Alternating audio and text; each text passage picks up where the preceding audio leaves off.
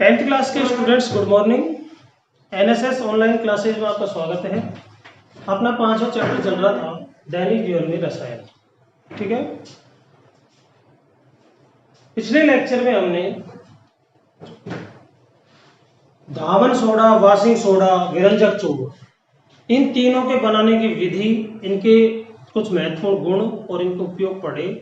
आज हम अंतिम जो रासायनिक पदार्थ है जिसको कहते हैं प्लास्टर ऑफ पेरिस, शॉर्ट में इसको पीओपी भी कहते हैं, उसके बारे में अध्ययन करने जा रहे हैं। पीओपी सभी ने देखा है, जब हड्डियां टूट जाती है किसी की तो हड्डियों में आप जानते हो प्लास्टर चढ़ता है उनको जोड़ने के लिए। भवनों में भी आपने देखा होगा, जैसे पंखा अपन घरों में लगाते हैं तो पंखे के नीचे डिजाइन से बना देते हैं, खिलौने भी इससे बनाए जाते हैं, दांत वगैरह के जो सांचे होते हैं वो भी इससे बनाए जाते हैं। तो ये जो पीओपी होता है इसको कैसे बनाया जाता है, सबसे पहले हम ये जान रहे हैं। पीओपी को जिप्सम से बनाया जाता है, प्लास्टर ऑफ पेरिस, पीओपी। सूत्र होता है इसका CaSO4 ½ H2, यानी कि कैल्शियम सल्फेट का अर्ध हाइड्रेट, जिसे पीओपी कहते हैं। परिभाषा यही है इसकी, कैल्शियम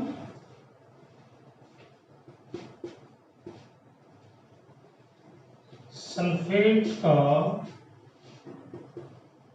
अर्ध हाइड्रेट क्या कहलाता है, प्लास्टर ऑफ पेरिस। अब इसको बनाया कैसे जाता है देखते हैं। प्लास्टर ऑफ पेरिस को बनाने के लिए जिप्सम को 393 केल्विन ताप पर गर्म करते हैं। इसमें टेम्परेचर की बड़ी भूमिका है। टेम्परेचर ना कम होना चाहिए ना ज्यादा होना चाहिए। अगर ज्यादा हो जाएगा तो जल का जो आधा अणु इसके अंदर होता है ये भी भाप बन करके उड़ जाएगा और मृत पीओपी प्राप्त होगा, जो कोई काम का नहीं होता। इसलिए इसमें टेम्परेचर 393 डिग्री केल्विन रखा जाता है। देखिए जिप्सम,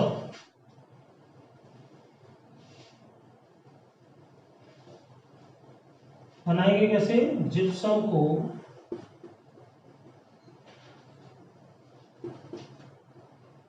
393 केल्विन ताप पर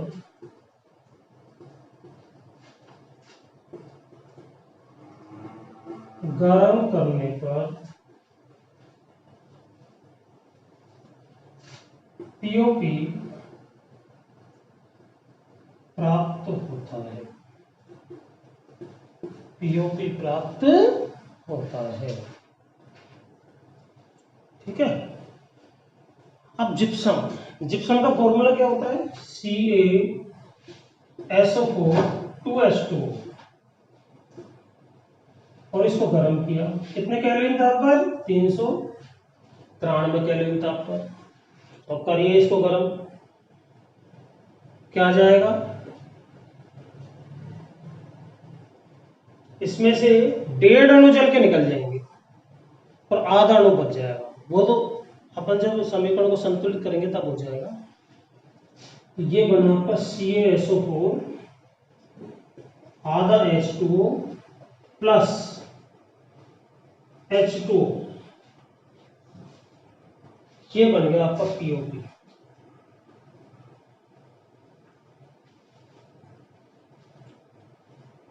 अब इसको संतुलित करें, देखें CaSO4 CaSO4, यहाँ 2 अणु जल के हैं, यहाँ पर 1 और आधा 1.5 है। ठीक है, तो यहाँ पर आप लगाओ 2, पहले 2 लगाएंगे तो देखो जल के अणु हो गए 2 दूनी 4, यहाँ पे भी 2 लगाओ, 2 गुणा आधा, 2 से 2 कैंसिल हो जाएगा, 1 बचेगा और 3 यहाँ लगा दो, क्योंकि 4 अणु जल के बनाने हैं आपको, 2 दूनी 4, यहाँ पे 2 से 2 कैंसिल हो गया, 1 बच गया, 1 अणु जल का ये हो गया, 3 और चाहिए हमें, 3 हो लगा, हो गया संतुलित। तो इस तरह से ये पीओपी बनाया जाता है।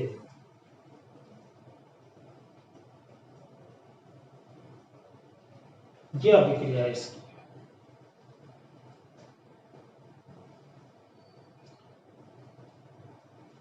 बहुत महत्वपूर्ण अभिक्रिया है। अभी आगे जो एक क्वेश्चन पढ़ने जा रहे हैं उसमें भी ये अभिक्रिया है कि उसको रिवर्स करके लिखना है, उल्टा करके लिखना है।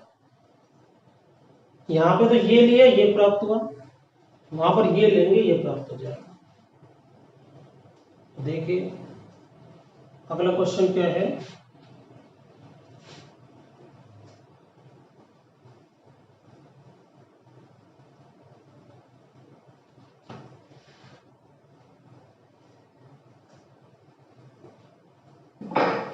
कई बार ये क्वेश्चन पूछा गया है बोर्ड में,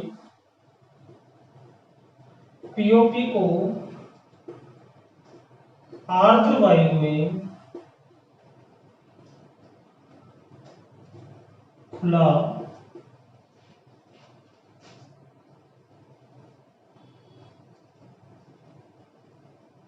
नहीं छोड़ना चाहिए।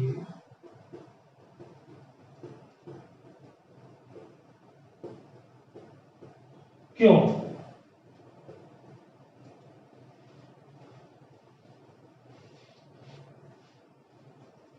बच्चों अपन घर में भी देखते हैं कि जैसे बारिश का मौसम होता है तो उस वक्त सीमेंट या पीओपी को जब हम खुला छोड़ देते हैं तो आपने देखा होगा उसमें डड़े से बन जाते हैं, पत्थर कैसे हो जाते हैं। क्योंकि ये जो ऐसे पदार्थ हैं पीओपी सीमेंट, ये आर्द्र वायु जो होती है, नम वायु, उसमें से जल को अब्जॉर्ब कर लेते हैं, अवशोषित कर लेते हैं, और अवशोषित करके उनके जो कण होते हैं पीओपी के या सीमेंट के, वो आपस में एक दूसरे से जुड़ करके एक कंकड़ नुमा, पत्थर नुमा रचना का निर्माण कर लेते हैं जो कोई काम की नहीं होती। ठीक है, वही बात है पीओपी के साथ रहे कि इसको आर्द्र वायु में खुला क्यों नहीं छोड़ना चाहिए, क्योंकि ये वायु में से जल को ग्रहण कर लेता है, अवशोषित कर लेता है और वापस किस में बदल जाता है, जिप्सम में।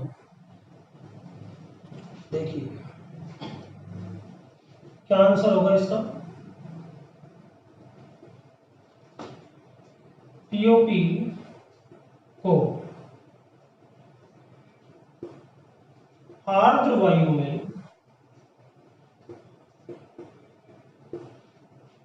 खुला छोड़ने पर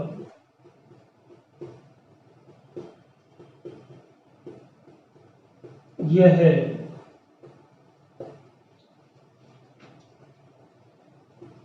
जल अवशोषित करके किसमें बदल जाएगा, जिप्सम में। जिप्सम में परिवर्तित हो जाता है। अब इसकी अभिक्रिया लिखेंगे। मैंने आपको अभी बताया था पीओपी बनाने की जो अभिक्रिया है उसी को रिवर्स करके लिख दो, क्योंकि वहां पे जिप्सम पीओपी में टूटा था, यहाँ पर पीओपी किस में बदल जाएगा, जिप्सम में। तो उस अभिक्रिया का अपोजिट रिवर्स करके लिख दो। पीओपी CaSO4 ½ H2 क्या ग्रहण कर रहा है, जल,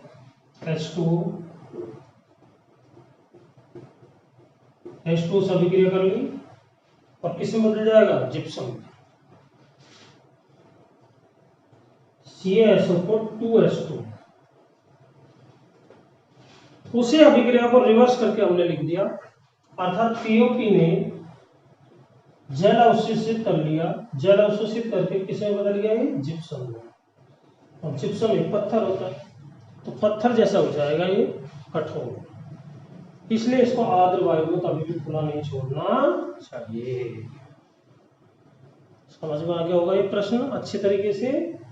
तो ये रीजन है, ठीक।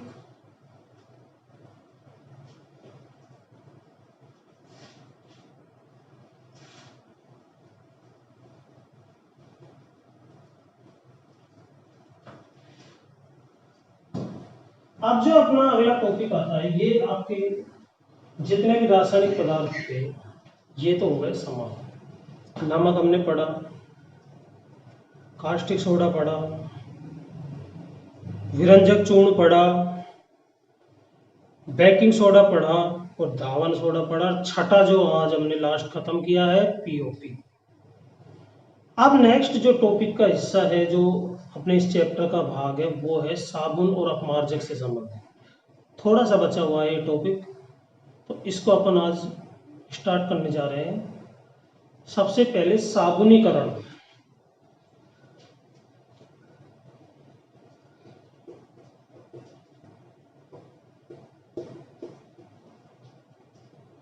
ये क्या होती है? साबुन और अपमार्जक का प्रयोग हम घरों में करते हैं, हाथ धोने के लिए, कपड़े धोने के लिए, स्नान करने के लिए, ठीक है।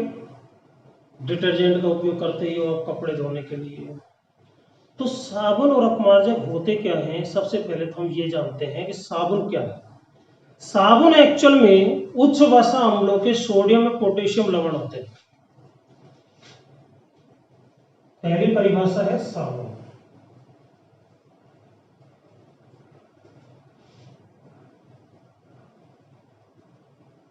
उच्च वसा अम्लों के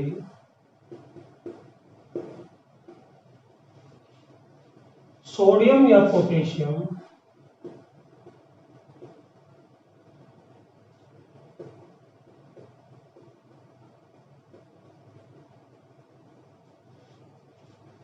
लवण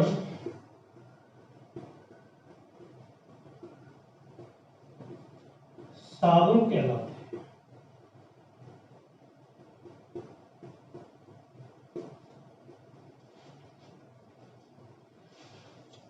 उच्च वसा अम्लों के सोडियम और पोटेशियम लवण साबुन कहलाते हैं।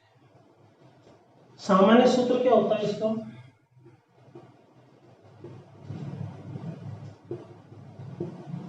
RCOONA या RCOOK। ये तो उच्च वसीय अम्ल का एक सब्स्टिट्यूट हो गया। इसमें से हाइड्रोजन का प्रतिस्थापन सोडियम से हो जाता है तो सोडियम लवण बन जाते हैं, और यहाँ पर जो हाइड्रोजन का प्रतिस्थापन के से हो जाता है तो वो हो जाता है पोटेशियम, ठीक है। बच्चों यहाँ पर ध्यान देने वाली बात ये है, जब सोडियम आता है तब तो वो होता है कपड़े धोने का धावन साबुन, कपड़े धोने का साबुन। और जब पोटेशियम आ जाता है, के आ जाता है, तो वो बनता है नहाने का साबुन, स्नान करने का साबुन, बाथिंग सोप, और ये वॉशिंग सोप। ये ध्यान रखना।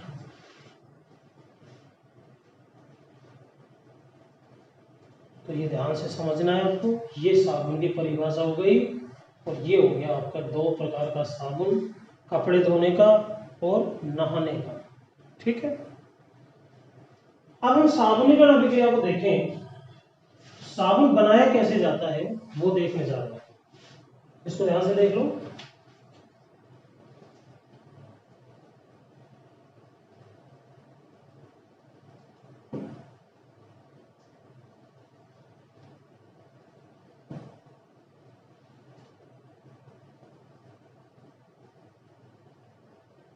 ठीक है,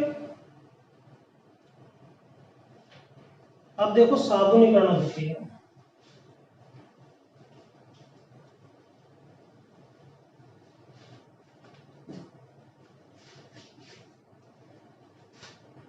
साबुनीकरण उच्च वसा अम्लों की क्रिया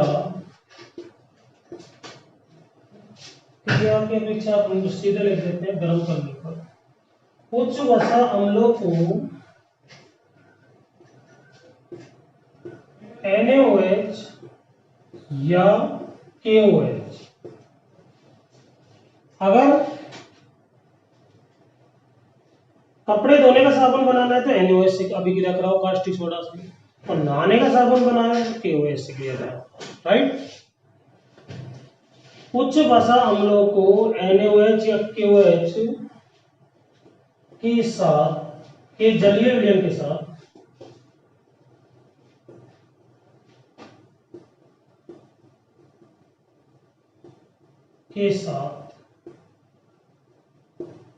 गरम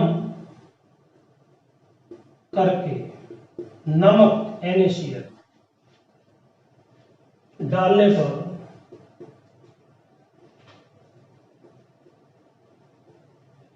साबुन प्राप्त होता है।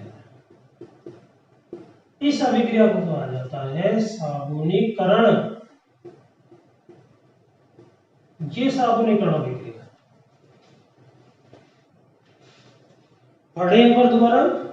उच्च वसा अम्लों यानी कि जिनमें कार्बन श्रृंखला बहुत लंबी होती है, इसमें सरसों का तेल भी हो सकता है, महुआ का तेल भी हो सकता है, नारियल का तेल भी हो सकता है। ये उच्च वसा अम्ल, जो वसा जिनमें कार्बन श्रृंखला लंबी लंबी होती है, उस तरह के वसीय अम्ल है। इनको NaOH या KOH के जलीय विलयन के साथ पहले गर्म करो, फिर उसमें नमक डाल दो, इससे साबुन प्राप्त हो जाता है।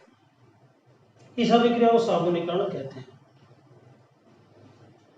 अब अभिक्रिया कैसे लिखेंगे देखिए, CH2 CH CH2 COOR COOR COOR, ये तो हो गया उच्च वसीय अम्ल। अभिक्रिया इसकी किससे करवानी है? कास्टिक सोडा से। सेम अभिक्रिया है, बस यहाँ NaOH से अभिक्रिया करवा रहे हैं आप। अगर आप नहाने का साबुन बनाना चाहते हो KOH लगा दो यहाँ पर, तो किस तरह से अभिक्रिया होगी देखो। ये बॉन्ड जो है ये बंद यहां से टूट जाएगा, ब्रेक हो जाएगा यहां से, और किससे अभिक्रिया कर लेगा? Na से। अब ये 3 COR है, तो यहां पे भी 3 लगाओ, 3 सोडियम चाहिए, क्या बन जाएगा देखिए, यहां से टूट गया, इसको भी लिख दो CH2 CH CH2 OH आ जाएगा, 3 OH है, OH OH OH प्लस, ये ब्रेक हो गया यहाँ से OH आ जाएगा, ये Na इससे क्रिया करेगा और ये बन जाएगा RCOONA, इसी को कहते हैं साबुन।